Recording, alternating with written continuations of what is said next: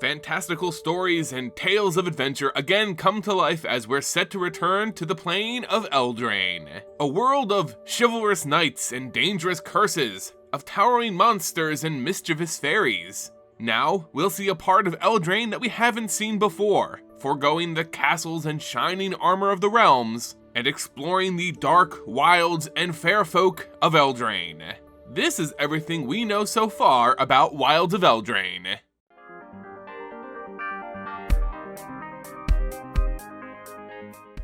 Hey everyone, and welcome back to the Ether Hub. I'm Simon, bringing you more Magic the Gathering lore. Today we're discussing Magic's upcoming set, Wilds of Eldraine, and breaking down everything we know about it and its lore so far. We just had a preview panel discussing a bit of the narrative direction of Wilds of Eldraine, and here I'll take what we learned and lay it out for you in preparations for its upcoming stories. This is the first mainline story since the March of the Machine story arc, so there's almost like a narrative reset happening. We don't have a big baddie to fight against, or some long stretching plot to fall back on. What we do have are the consequences of March of the Machine and our first look at how they impact characters since the Aftermath epilogue.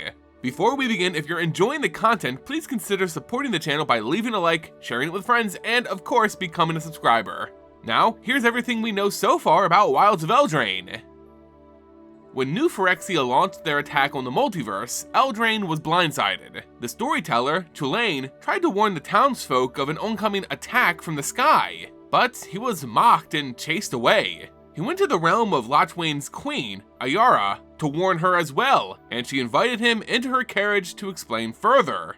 Castle Lachwain, however, falls in the Phyrexian invasion. Queen Ayara and her court are completed. There's no further sign of Tulane, but there is news that King and Queen Kenrith died defending their castle in the realm of Ardenvale. In the wilds, the fairy Rankle used a magical wishing ring to make it rain love potion and jumped into a pit, compelling the infatuated Phyrexians to jump in after him, making him an unlikely hero to the multiverse. And these four characters are those that we can reliably say most likely didn't survive the Phyrexian invasion of Eldraine. In the later parts of the invasion, a spell called the Wicked Slumber was cast in defense of Eldraine, and it's with this spell that we launch the story of Wilds of Eldraine. The Wicked Slumber was cast by Talion, the Kindly Lord, leader of the Fae of the Wilds. They were assisted by three witches, Agatha, Irit, and Hilda. The slumber worked to slow the invasion, but the four lost control of the spell. Even after the invasion was quelled thanks to the events of March of the Machine, the living inhabitants of Eldraine began to fall asleep, creating a new crisis for the plane.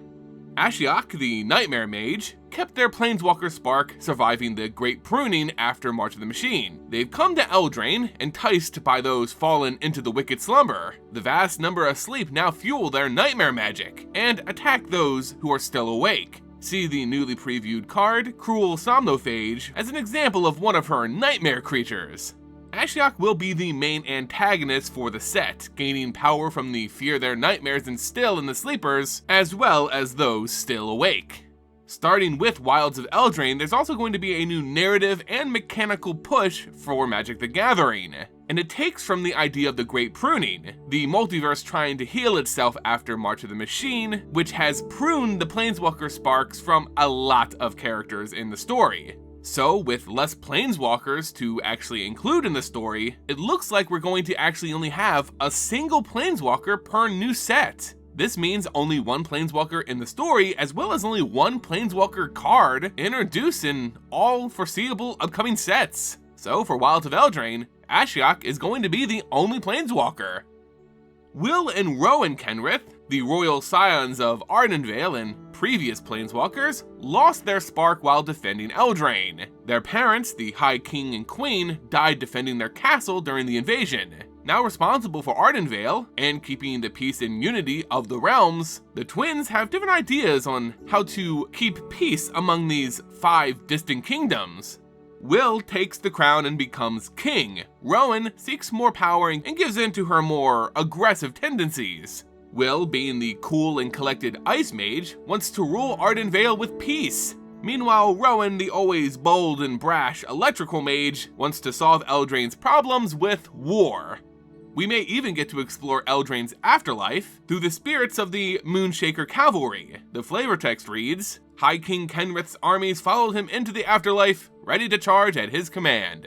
Now this might refer to the fallen King Kenrith, Will and Rowan's father, but it could also mean that Will may actually die at some point in the story. Either way, if it's a narrative reason for us to explore the afterlife of a different plane, I'm all for it. But on this preview card, it could have let out a very spicy spoiler for the Wilds of Eldraine story.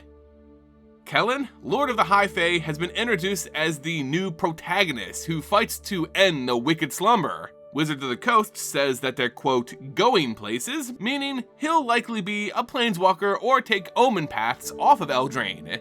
Kellen's art shows him wielding two magical artifacts. One seems to be a sword and the other a whip. It's possible they can take whatever form he wishes. As a fair folk, and a fairy most likely, there's probably going to be plenty of mysticism involved. That being said, he appears to be a rather young protagonist, and I'm excited to see where his character goes in the story. As the name of the set suggests, we'll be exploring the Wilds of Eldraine, a vast expanse of rampant magic and strange inhabitants that is characterized by the odd and unknown. The Wilds are defined by its dark and mysterious nature. Its borders are always shifting. Those who enter can't explain how time works in the Wilds. Seasons, day, night, everything just seems off-centered. It's a place where magic runs amok, where dark monsters and curses are commonplace. While the Wilds were touched on in the original Eldraine set, the story more so focused on the more civilized and knightly realms of the plane. The realm is a collection of 5 courts that work together to maintain order and peace, putting them at odds with the more exuberant people of the Wilds. The realm calls those who dwell in the Wilds fair folk, and they include merfolk, elves, fairies, and humans who practice dark magic like witches. And it's in this place, with these types of characters, that the Wilds of Eldraine will explore in more detail. Eldraine returns to its theme of classical fairy tales told through MTG. The story of Irit of the Charmed Apple is playing off the tale of Sleeping Beauty. The witch looks beautiful to the eye, but mirrors reveal her as an old hag. Agatha of the Vile Cauldron is a take on the witch from Hansel and Gretel, collecting children to cook in her food. Hilda of the Icy Crown is inspired by a Danish Snow Queen fairy tale, who takes a boy with a heart of ice, only able to see the ugliness in the world. And of course, we'll have a lot of other characters such as Ruby, Daring Tracker, which is Magic's version of Little Red Riding Hood. It's always fun to see what kind of fairy tales Eldraine inspires in its Magic the Gathering cards. March of the Machine triggered the Great Pruning, limiting planeswalkers but then also opening up omen paths, which allows anyone who walks through them, not just planeswalkers, to wind up on another plane. Here in the Wild of Eldraine, we'll meet another new character, Troyan, Gutsy Explorer. He's a Veldakin omen path traveler who arrives on Eldraine from Ravnica and plays off of the story of Jack and the Beanstalk. This will be one of the very first examples post-March of the Machine of a non-native, non-planeswalker traveling through the Blind Eternities. There's no telling if this character will be explored very much in the story itself, but it's still a huge step in this new narrative direction for MTG.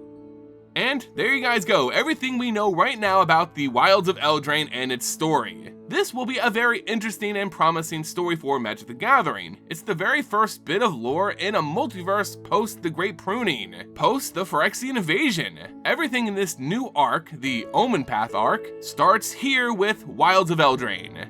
Now, there are a few things I'm concerned with from a lore perspective. Chief among them is this seemingly new rule of only having a single planeswalker in each coming set.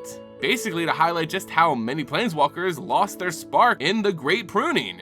And that's where I'd like to get your thoughts. Do you like the only having one planeswalker a set idea? Let me know in the comments below. Remember, if you enjoyed the content, to support our channel by leaving a like, sharing it with friends, and becoming a subscriber, it all goes a long way in helping us grow. And until next time, guys, see ya!